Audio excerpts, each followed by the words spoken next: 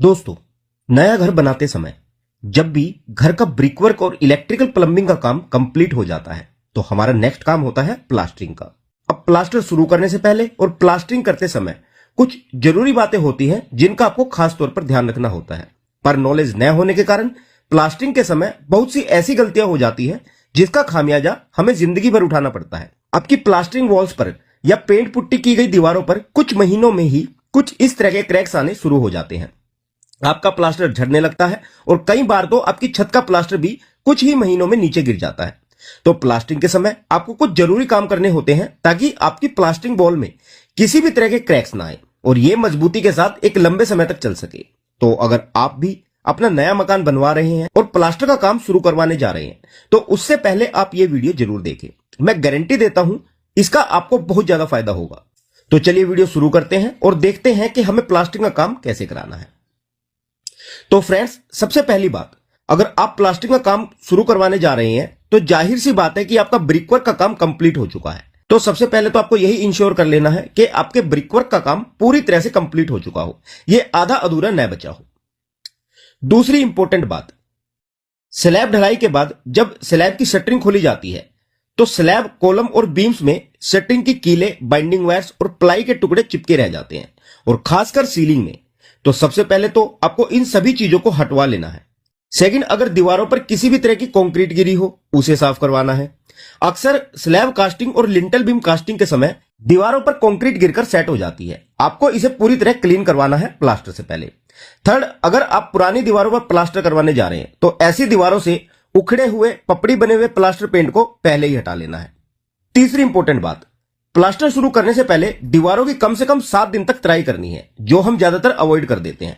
आपकी दीवारें एकदम गीली होनी चाहिए, ये अच्छे से पानी को एब्जॉर्ब कर चुकी हो और इनमें नमी हो, नहीं तो प्लास्टरिंग के समय आपकी दीवारें प्लास्टरिंग के मसाले का ही पानी एब्जॉर्ब कर लेंगी जिससे बाद में क्रैक्स आएंगे। और ड्राई वॉल पर अगर आप प्लास्टर करते भी हैं तो इन पर बॉन्डिंग अच्छे से नहीं बनेगी। तो प्लास्टर करने से पहले आपकी दीवारें अच्छे से भीगी होनी चाहिए और इन पर किसी भी तरह की धूल मिट्टी नहीं होनी चाहिए, ये पूरी तरह से एकदम साफ होनी चाहिए।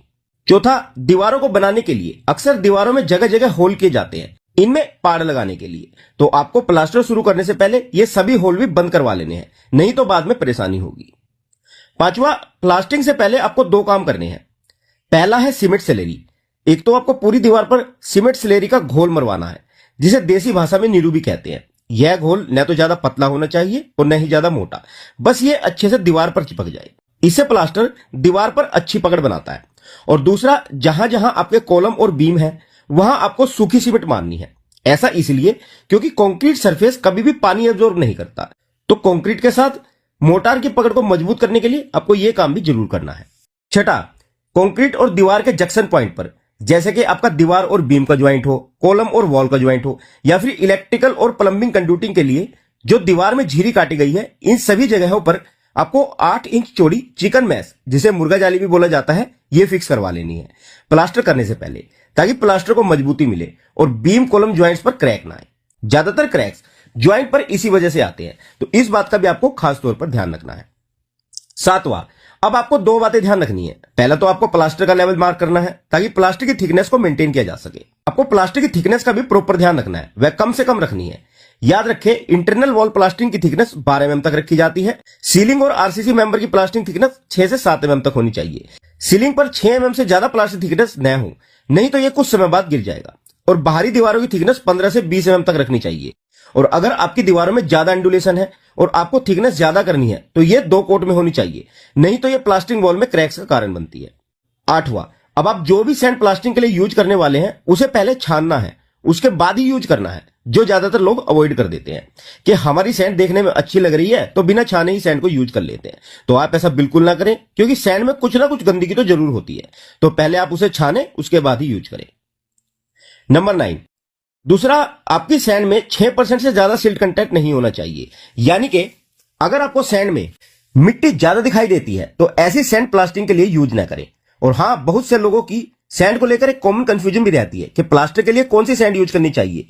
तो मैं आपको क्लियर कर देता हूं कि प्लास्टरिंग के लिए हमेशा क्रश्ड सैंड यूज करनी है, रिवर सैंड नहीं। हां, एक अच्छी फिनिशिंग के लिए आप कुछ रिवर सैंड क्रश सैंड में मिक्स जरूर कर सकते हो। नंबर 10, अगर सीमेंट की बात करें तो आपको प्लास्टरिंग के लिए हमेशा पीपीसी पोर्टलैंड पोजोलाना सीमेंट ही यूज करना है, ओपीसी नहीं यूज करना, वो भी 43 ग्रेड की। 43 ग्रेड की पीपीसी सीमेंट प्लास्टरिंग के लिए सबसे सही रहती है। और दूसरी बात, आपकी सीमेंट भी मैन्युफैक्चरिंग डेट से 3 महीने से पुरानी नहीं होनी चाहिए, क्योंकि 90 दिन से ज्यादा पुरानी सीमेंट की स्ट्रेंथ कम हो जाती है, जिससे प्लास्टर में मजबूती नहीं आएगी और क्रैक्स भी आएंगे। नंबर 11 आपको ध्यान रखना है कि आपके जितने भी कंक्रीट वाले मेंबर्स हैं, जैसे कॉलम, बीम और सीलिंग वगैरह, इन पर प्लास्टरिंग से पहले थोड़े ग्रूव बना लेने हैं छेनी या ग्राइंडर मशीन की मदद से, ताकि कंक्रीट सरफेस रफ हो सके। इन्हें टांचा या हाकिंग भी बोला जाता है। डायरेक्ट कंक्रीट सरफेस पर प्लास्टर नहीं करना है, क्योंकि प्लेन कंक्रीट सरफेस पर प्लास्टर कभी भी पकड़ नहीं बना पाता। और 1 स्क्वायर मीटर में आपके कम से कम 300 ग्रूव मार्क होने चाहिए। और हाँ, आपको एक्सटर्नल बाहरी दीवारों पर भी प्लास्टरिंग ग्रूव जरूर बनाने चाहिए। इससे फायदा यह होता है कि मान लो अगर आपकी बाहरी दीवार में कहीं भी क्रैक्स डेवलप होता है, तो वह क्रैक सिर्फ एक ग्रूव से दूसरे ग्रूव तक ही फैलेगा, पूरी दीवार पर यह क्रैक नहीं फैल पाएगा। तो अगर आप बाहरी दीवार में प्लास्टरिंग ग्रूव्स बनाकर चलते हैं तो यह बेस्ट रहता है। और ये ग्रूव्स आपको तभी बनवा लेने हैं जब प्लास्टर गीला हो, यानी कि प्लास्टर करते हुए साथ साथ बनाते हुए चलने हैं। नहीं तो प्लास्टर सूखने के बाद ग्रूव्स बनाने में बहुत ही समस्या होती है। तो इस बात का भी आपको खास तौर पर ध्यान रखना है। नंबर 12, जहां भी आप वॉल टाइल्स लगवाने वाले हैं, खासकर टॉयलेट, बाथरूम, बेसिन एरिया और किचन प्लेटफॉर्म के ऊपर के पार्टीशन में, तो यहां जो प्लास्टर करोगे इसे थोड़ा रफ यानी कि खुरदुरा रखकर चलना है, वायर ब्रश या झाड़ू वगैरह की मदद से, अगर टाइल्स लगानी हो। इससे वॉल टाइल्स को अच्छी ग्रिप मिल जाती है। और अगर टाइल्स नहीं लगानी है तो फिर आप इसे प्लेन रख सकते हैं। नंबर 13, कंसील्ड वायरिंग के केस में आपको सभी इलेक्ट्रिक टीवी, टेलीफोन और वाईफाई की कनेक्टिविटी भी चेक कर लेनी है, जैसे इलेक्ट्रिकल स्विच बोर्ड का लेवल, फर्स्ट फ्लोर का लेवल और दीवार से बोर्ड के पॉइंट का डिस्टेंस। इसके साथ साथ आपको प्लम्बिंग लाइन भी चेक करनी है कि वो प्रॉपर हो। और इन सभी कंड्यूट पाइप पर आप एक एंड कैप भी लगा सकते हो, ताकि पाइप में किसी भी तरह का मोटार मसाला न जाए। कहने का मतलब यह है कि आपका इलेक्ट्रिकल और प्लम्बिंग का काम पूरी तरह से कंप्लीट होना चाहिए प्लास्टर शुरू करने से पहले। तो इस बात का भी आपको खास ध्यान रखकर चलना है। नंबर 14, प्लास्टरिंग से पहले ही आपके सभी दरवाजे और खिड़कियों के फ्रेम फिक्स हो जाने चाहिए, नहीं तो आपके फ्रेम्स और दीवारों के बीच गैप रह सकता है। वैसे आमतौर पर सभी चौखटें ब्रिकवर्क के साथ ही लग जाती है, तो इस बात का भी खास ध्यान रखें। सही प्लम्ब और पोजीशन में आपके सभी डोर और विंडो के फ्रेम प्लास्टरिंग से पहले ही लग चुके हो। नंबर 15, इंटरनल दीवारों के प्लास्टर में आपको फ्लोरिंग के ऊपर 6 इंच तक की जगह खाली रखकर चलनी है। यहां आपको प्लास्टर नहीं करना है। फ्लोरिंग के ऊपर वर्टिकली 6 इंच तक स्कर्टिंग लगाई जाती है, तो वहां 6 इंच तक जगह छोड़ दे, नहीं तो बाद में प्लास्टर उखाड़ना पड़ेगा। तो इस बात का भी आप ध्यान रखकर चले।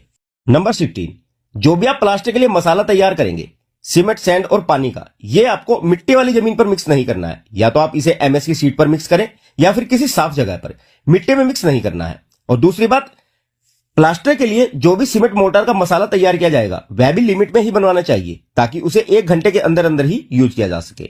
तो एक बार में ज्यादा मात्रा में मसाला नहीं बनाना है, क्योंकि 1 घंटे से ज्यादा समय के बने हुए मसाले में स्ट्रेंथ नहीं रहती। तो ऐसे मोर्टार मसाले को तुरंत ही रिजेक्ट कर देना चाहिए, नहीं तो बाद में आपको क्रैक्स और प्लास्टर उखड़ने जैसी समस्याएं देखने को मिलेगी। तो इस बात का भी आपको विशेष तौर पर ध्यान रखना है। और प्लास्टर के लिए मसाला लिमिट में ही बनाना है, जो 45 मिनट तक कंज्यूम हो जाना चाहिए।